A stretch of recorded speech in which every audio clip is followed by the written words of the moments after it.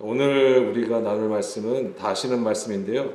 인내의 믿음을 소망하라라는 제목으로 말씀을 좀 나누겠습니다. 먼저 히브리서 4장 1, 2절 말씀이에요. 우리 함께 읽어보겠습니다. 그러므로 우리는 두려워할지니 그의 안식에 들어갈 약속에 남아있을지라도 너희 중에는 혹 이르지 못할 자가 있을까 함이라. 그들과 같이 우리도 복음 전함을 받은 자이나 들은 바 그 말씀이 그들에게 유익하지 못한 것은 듣는 자가 믿음과 결부시키지 아니함이라. 아멘. 자, 예수 그리스도를 믿고 우리가 하나님의 말씀을 믿고 있습니다. 그러면 우리에게 두려운 것이 무엇일까요? 우리가 뭘 두려워할까요? 우리가 예수님을 지금 믿고 있잖아요. 우리가 지금 당장 돈이 없어서, 아니면 생활에 어려움이 있어서, 아니면 너무나도 힘들고 고난 가운데 있으므로, 물론 그것은 잠깐 힘들고 어렵고 또 우리에게 두려움을 줄 수는 있습니다. 근데 정말 예수 그리스도를 믿는 것, 우리가 예수 그리스도를 믿고 구원을 받았다라고 확신하고 있는 우리에게 두려움이란 과연 무엇일까요? 없나요? 요즘 악귀라는 이제 드라마가 나오는데 그런 귀신이나 그런 어떤 샤머니즘 같은 그런 거가 우리에게 두려움을 주나요?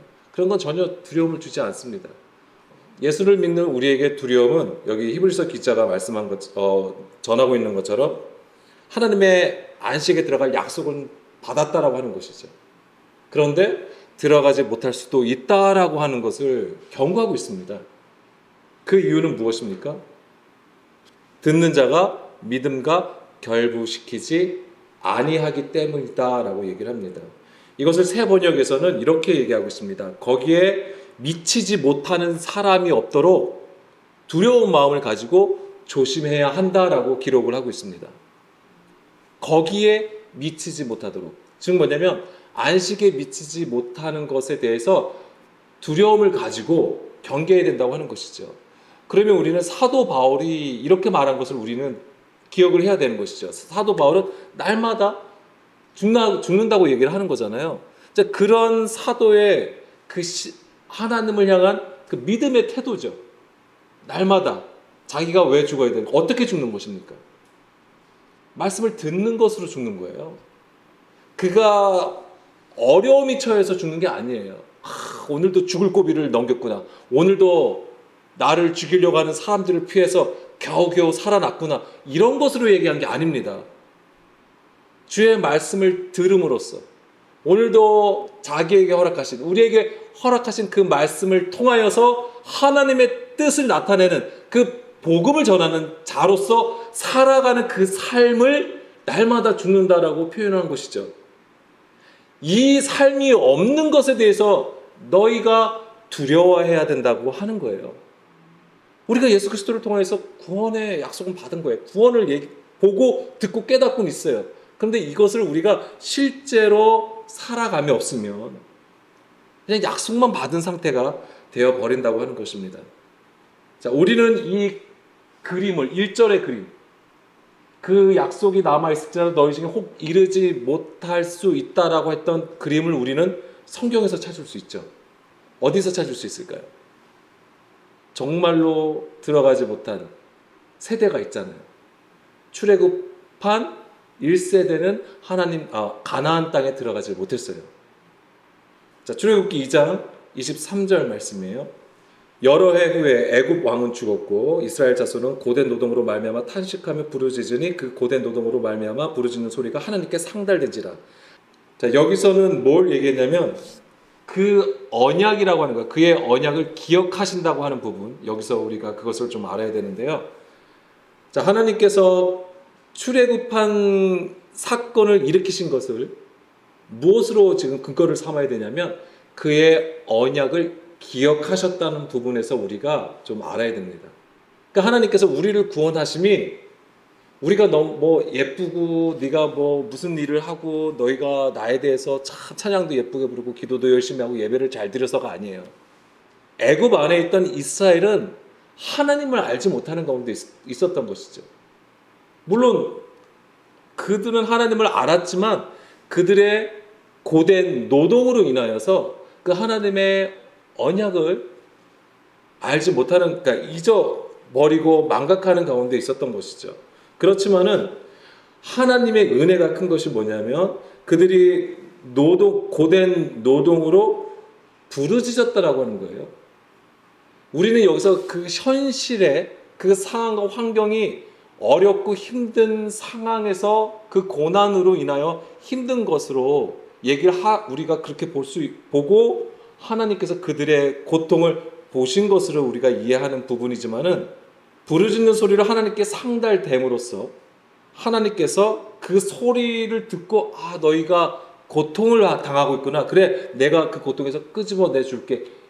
이런 관점보다는 하나님께서 일하신 관점은 뭐였냐면 아브라함과 이삭과 야곱에게 세운 그의 언약을 기억하셨다라고 하는 부분이에요.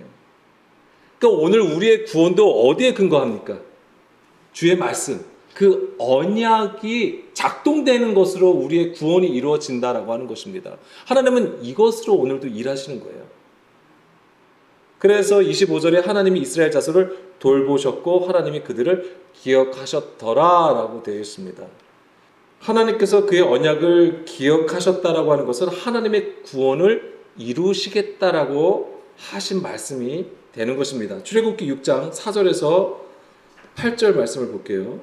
6장 4절 말씀부터 보게 되면 가나안 땅 곧 그들이 거류하는 땅에 그들에게 주기로 그들과 언약하였더니 이제 애굽 사람이 종으로 삼은 이스라엘 자손의 신음소리를 내가 듣고 나의 언약을 기억하노라.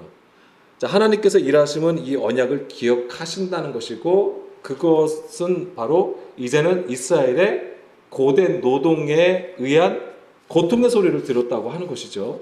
그러므로 이스라엘 자손에게 말하기를 나는 여호와라 내가 애굽 사람의 무거운 짐 밑에서 너희를 빼내며 그들의 노역에서 너희를 건지며 편팔과 여러 큰 심판들로서 너희를 속량하여. 여기서 보면은 무거운 짐 밑에 있다라고 표현을 하고 있습니다. 고된 노동으로 수고하고 무거운 짐을 지고 있는 것이고요. 그 다음에 그 노역에서 하나님의 편팔과 여러 큰 심판들로 너희를 속량하여라고 되어 있어요. 그러니까 여기서 우리가 속량의 그림을 우리가 알아야 돼요. 이게 뭐냐면 바로 하나님의 심판이 임한 것이고 하나님의 팔로 건지신다고 하는 거죠. 이게 다 뭐냐면 성령의 권능으로 행하시는 것을 말씀하시는 것입니다. 성령의 권능으로 하는 거예요. 그러면 우리가 그리스도로 말미암아 속량을 받았다라고 하는 거잖아요.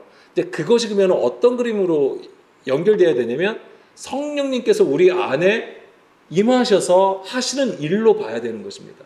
그럼 여기에는 뭐가 있냐면 성령의 권능으로 일하심이 곧 뭐냐면 우리 안에 육신의 구조, 애굽의 구조, 사람의 구조를 심판하시는 그림이 된다라고 하는 것입니다. 그럼 그 심판이 어떻게 오게 되냐면 그게 이제 고난으로 오게 되는 거예요.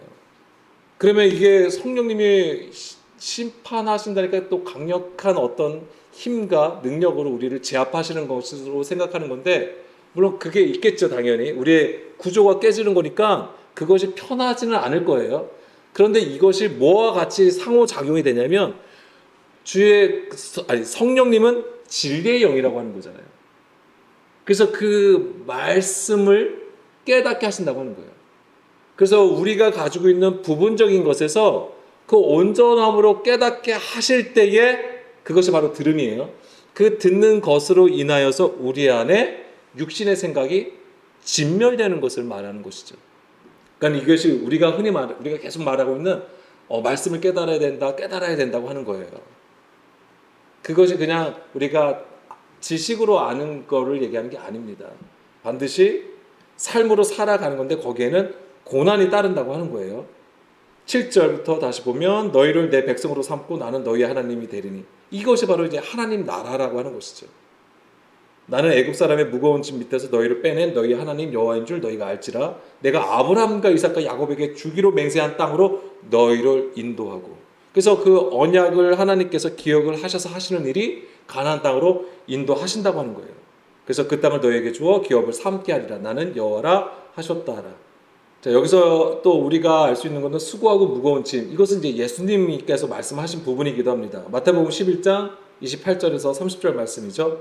예수님이 수고하고 무거운 짐진 자들아 내게로 오라고 말씀하세요. 그리고 쉼을 주겠다. 여기서 쉬게 하리라. 그래서 너희를 쉬게 하리라. 하나 파우어가 되어 있는데요. 이게 휴식, 안식하다라는 뜻을 가지고 있어요. 안식하다. 그러니까 휴식이죠. 근데 이 휴식에는, 이 안식에는 뭐가 있냐면 멈추다, 중지하다라는 의미를 가지고 있어요. 멈추는 거예요. 그럼 무엇을 멈추는 게 쉼이에요? 예, 사람의 일이라고 하는 거예요. 우리가 지금 세상에서 직장 일을 얘기하는 게 아닙니다. 사람으로서 추구하는 그 모든 열심을 얘기하는 거예요. 그것이 멈추는 상태가 진정한 안식으로 이끌어 간다라고 하는 것이고, 그렇다면 예수님께서 우리를 속량하심이 뭐냐면 바로 그거예요. 우리에게 있는 수고하고 무거운 짐을 덜어내시는 거예요. 우리가 그 일을 하지 아니함으로써. 그것이 무엇입니까? 사람의 계명으로 교훈을 삼아서 하나님을 섬기는 일이에요. 그걸 얘기하는 거예요.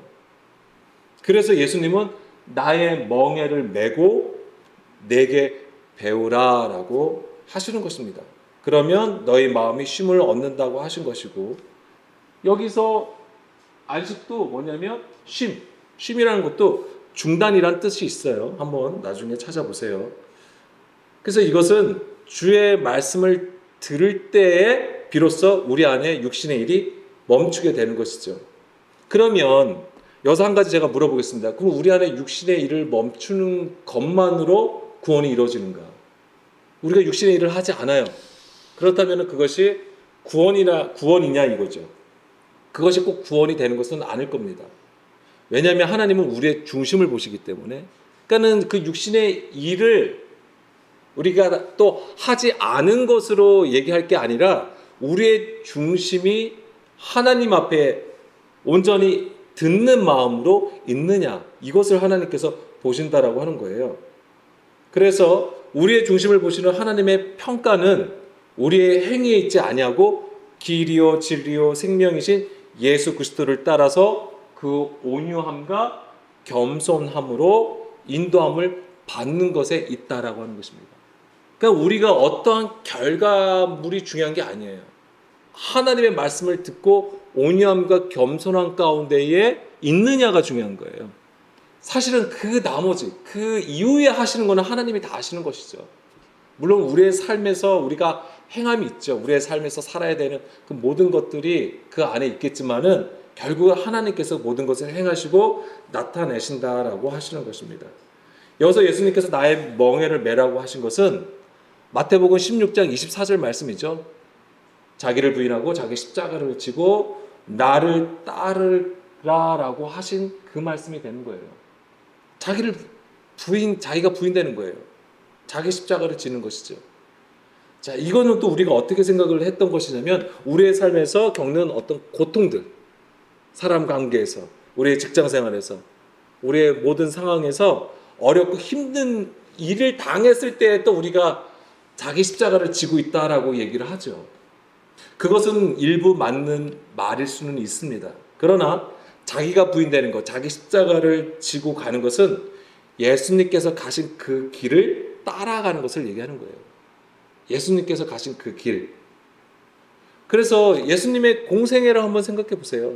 예수님께서 어떠한 어떠한 길로 행하셨는지, 어떠한 말씀을 하셨는지, 어떠한 것으로 행하셨는지를 한번 잘 생각해 보세요. 그 길을 얘기하는 거예요. 그 모든 것이 다 십자가라고 하는 거예요. 우리는 십자가도 한 공생의 마지막 기간 때에 일어난 그 십자가 사건만을 기억을 하지만은 공생의 자체가 바로 십자가의 본질을 다 보여주고 있다라고 하는 것입니다. 자, 다시 히브리서 4장 1, 2절 말씀 볼게요. 자, 이 말씀에서 그 안식이라는 것은 예전에는 우리가 그냥 쉽게 천국, 하나님 나라로 이해됐던 부분이지만 이 안식 자체가 바로 그걸 얘기하는 거예요. 무슨 뜻이냐면 거주란 뜻이에요. 거주. 정착하다라는 뜻을 가지고 있는 거예요. 이 안식이라는 것 자체가.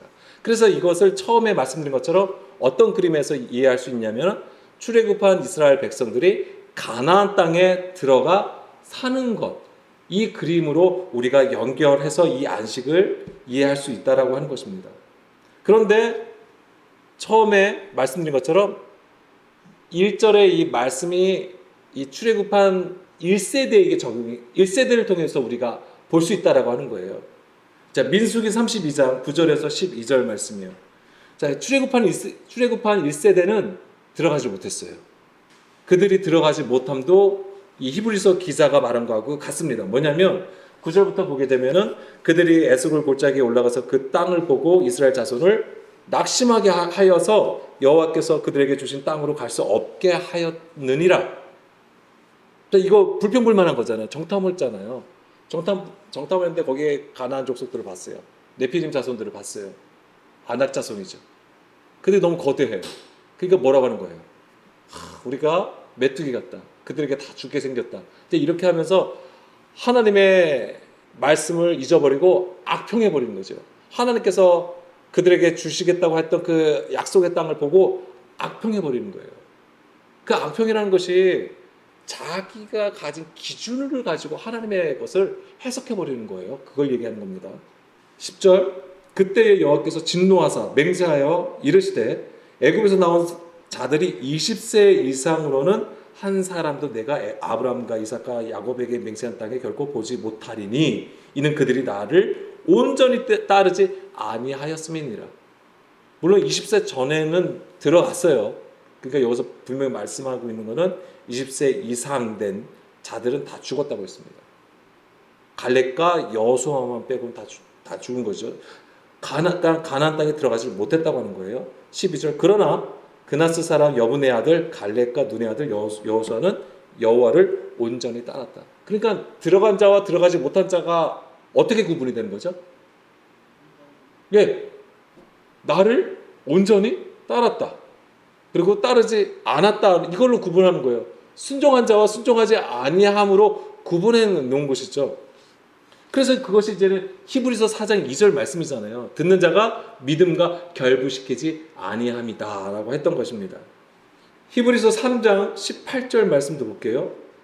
또 하나님이 누구에게 맹세하사 그의 안식에 들어오지 못하리라 하셨느냐 곧 순종하지 아니하던 자들에게가 아니냐 이로 보건대 그들이 믿지 아니함으로 능히 들어가지 못한 것이라. 그래서 믿지 않는 것, 순종하지 않는 것, 이것은 바로 주의 말씀을 듣지 않는 것을 얘기합니다. 그래서 예레미야 31장 33절 그리고 에스겔 36장 25, 26절 말씀을 보게 되면은 그 마음에 하나님의 법을 새기지 아니함을 얘기하는 거예요. 그 법은 곧 영이에요. 하나님의 영. 그러니까 그 영이 그 속에 있지 아니함으로 주의 가르침을 받지 아니한 것을 얘기하는 것이죠.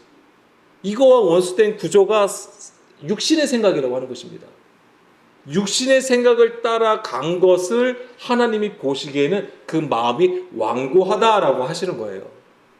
절대 하나님의 말씀에 굴복할 수도 없는 것을 얘기하신 것이죠. 그러니까는 가나안 땅에 들어갈 수 없다. 그런데 이것이 가나안 땅에 들어가는 것으로 끝나는 게 아니었어요. 이 가나안 땅에 들어가서도 뭐 해야 되는 거예요? 가나안 족속을 진멸하는 그 과정들이 있다라고 하는 것이죠. 그것을 우리는 여호수아서에서 보는 것이죠. 그런 과정들을 계속 끌어가야 되는 거예요. 가게 되어 있어요. 그러니까 여기에 필요한 건 무엇입니까? 믿음의 인내라고 하는 것입니다. 믿음, 즉 뭐예요? 듣는 것이 계속 있어야 되는 거예요. 그래서 날마다 내가 죽어야지만 이길 수 있는 것이 바로 하나님의 전쟁이었던 거예요. 그게 여호수아서잖아요. 그렇게 해서 이겨나갈 때 그것이 진짜 그 가나안 땅이 어떤 땅이 되냐면 정말 젖과 꿀이 흐르는 땅이 되어버리는 거예요. 하나님께서 약속하신 열매를 맺는 땅이 되는 것이죠. 그것이 바로 뭐냐면 우리의 굳은 마음밭이 어떻게 되는 겁니까? 기경되어 가지고 하나님의 말씀에 씨가 뿌려져서 열매 맺는 좋은 밭이 되는 것을 의미하는 것입니다. 그런데 그것은 고난의 과정이에요. 그냥 한 방에 내가 주여 한다고 해서 그것이 한 방으로 이루어지는 일이 아니에요. 고난의 길이라고 하는 것입니다. 여정이에요. 길이 무엇입니까? 길이라는 것은 방향성을 제시하죠. 우리가 어느 길로 간다면 서울로 가면 그 가는 길이 있어요. 그러니까 방향성이라는 것을 가지고 있고 또한 뭐가 있냐면 인내의 시간성이 그러니까 시간을 가지고 있다라고 하는 거예요. 우리가 어딜 가도 거리가 있기 때문에 시간이 흐른단 말이에요. 방향성과 시간이 있다라고 하는 거예요. 이것이 바로 오늘 믿음의 인내라고 하는 것입니다. 그것을 우리가 반드시 가져야 되는 것이고, 자, 히브리서 4장 1절 말씀 다시 돌아가면요. 여기서 이르지 못한다고 했잖아요. 너희가 약속을 받았으려 너희 중에는 그 안식에 이르지 못할 자가 있다. 그러니까 이 이르지 못한다는 것은 하나님이 보시기에 부족한 자가 있다라고 하는 거예요. 부족하다. 그래서 여기서 이르지 못하다라고 하는 것은 히스테리오. 뭐냐면 부족하다, 궁핍하다라는 뜻을 가지고 있어요. 그러니까 하나님이 보시기에 뭔가 부족한 상태예요. 그 구원에, 그 안식에 들어가지 못하면. 그러니까 우리가 아까 그러니까 출애굽한 이스라엘 1세대가 들어가지 못한 것은 뭐예요? 믿음이 없는 거예요. 그게 믿음이 없는 거. 듣지 않고 순종하지 아니하기 때문에. 그래서 뭐냐면 그 말씀을 들음으로써 하나님께서 원하시는 수준이 있었던 거예요. 레벨이 있었던 거예요. 그것이 찾지 마세요. 신명기 8장 2절 3절 말씀에 줄이고 낮추게 하심으로써 하나님의 입에서 나오는 모든 말씀으로 듣는 그 구조를 갖게 하시는 거였던 거죠. 그래서 뭐냐면 그 안에 우리의 이 마음 그릇에 무엇을 채우시는 거냐면 하나님의 말씀을 채우시는 거예요. 그게 바로 법이고 영이었던 것이죠. 근데 그것이 없는 상태예요. 근데 우리는 이제 이것을 부자 청년을 통해서 또한 볼 수 있는 거죠. 마가복음 10장 21절 말씀에 보게 되면 이 히스테리오가 어디에 쓰였냐면 부족한 것으로 쓰였습니다. 뭐냐면 예수께서 그를 보시고 사랑하사 이르시되 내가 아직도 한 가지 부족한 것이 있다. 이게 히스테리오예요. 그러니까 지금 이 부자 청년은 영생에 대해서 예수님 앞에 묻는 거잖아요. 근데 예수님께서 십계명을 다 지키라고 말씀하셨고, 근데 이 청년은 다 내가 이것을 어려서부터 지켰다라고 얘기하고 있어요. 근데 여기서 이 어려서부터 다 지켰다고 하는 것은 무엇을 얘기하는 거냐면 그게 어린아이의 일이었던 거죠. 그리고 그가 당당하게 예수님 앞에 지켰다라고 하는 것은 스스로 하나님의 계명을 잘 지키고 있다라고 하는 거예요. 스스로 내가 거룩한 자고 스스로 지금 의로운 자이기 때문에 그렇게 얘기를 하고 있는 것이죠. 그것이 바로 어린아이의 수준이었던 거예요. 근데 예수님이 보실 때에 이 부자 청년이 부족한 것은 무엇입니까? 뭐가 부족한 거예요? 이거예요. 예, 말씀의 본질인데 이게 뭐냐면 지극히 작은 것 하나가 되지 못한 상태라고 하는 거예요. 그러니까 이 부자 청년은 예수님이 보시기에는 살았다 하나 죽은 자와 같았던 거예요. 이거 하나가 부족해서. 마태복음 5장 18절에서 20절 말씀이 그거잖아요. 지극히 작은 자가 되는 것. 그래서 그가 천국에서 크다라고 하는 거잖아요. 누구든지 이를 행하며 가르치는 자는 천국에서 크다. 그가 이 계명 중에 지극히 작은 것 하나를 가지고 있는 상태를 얘기하는 거예요. 그런 자가 그 본질을 깨달아서 순종할 때에 천국에서 크다라고 하는 것이죠. 그러니까 이 부자 청년은 자기의 부족한 궁핍함을 아는 그 심령의 가난함을 가지지 못한 것이죠. 깨닫지 못하고 있고 지극히 작은 자가 되지 못한 것입니다. 우리가 겪어야 되는 바로 광야의 여정이 바로 이걸 얘기하는 거예요. 이 부족한 것, 예수님이 보시기에 이 부족한 것을 채우기 위해서는 우리가 광야의 여정으로 반드시 행해야 되는 것이고 그것을 오늘 믿음의 인내로 반드시 우리가 겪어야 되는 것입니다. 그러면 우리 마지막으로 나눌 것은 이 광야의 여정. 우리가 광야의 여정을 어떻게 겪을 수 있을까요? 어떻게 하면 믿음의 인내로 우리가 자꾸만 우리가 주님께 가까이 나갈 수 있을까요? 어떻게 하면 그 길로 행하여 나갈 수 있죠? 오늘 우리는 성령님께서 우리에게 임하셔서 하시는 일을 받아야 돼요. 뭐냐면 책망하심이에요. 그게 아까 제가 말씀드린 거죠. 하나님의 심판이 임하는 것과 또 뭐가 같이 상호작용이 되냐면 그 모든 것을 하나님의 모든 것을 가르치신다고 하는 거예요. 그래서 그 하나님의 진리의 영이 우리 안에서 진리의 말씀을 가르침을 받는 것, 이게 들음이에요. 이 받는 것이 곧 뭐가 되냐면 책망을 받는 거예요. 교훈하심을 내가 받는 거예요. 이게 심판이 되는 거죠. 그것이 반드시 있어야 되는 거예요. 그래서 요한복음 16장 7절, 8절 말씀. 자, 예수님께서 자기가 떠나가는 것이 유익하다고 말씀을 하세요. 왜냐하면 보혜사 성령님을 보내주시기 때문에. 그런데 그 성령님이 어떻게 하시냐면 죄에 대하여, 의에 대하여, 심판에 대하여 세상을 책망하신다라고 하는 거예요.